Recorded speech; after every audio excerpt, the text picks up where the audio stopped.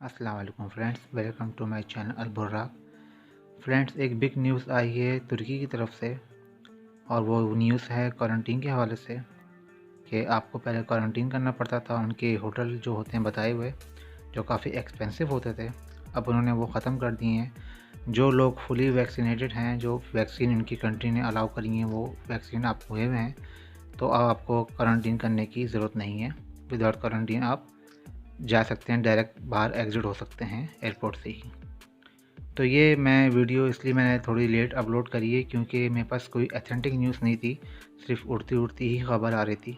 तो मैंने कहा जब तक कोई कंफर्म रिपोर्ट मेरे पास नहीं आया, जैसे ये न्यूज़ है, ये देखें इसमें डेट भी डली हुई है और दी एक्सपर्ट ट्रिब्यून के नाम से ये है। इसका लिंक मैं डिस्क्रिप्शन में दे दूँगा आपको, इसमें आप मज़ीद रीड कर लेगा। इसमें लिखा हुआ भी है तुर्की and quarantine for covid vaccine Pakistani visitors travel as Pakistan, Bangladesh, India, इन सब के लिए है ये।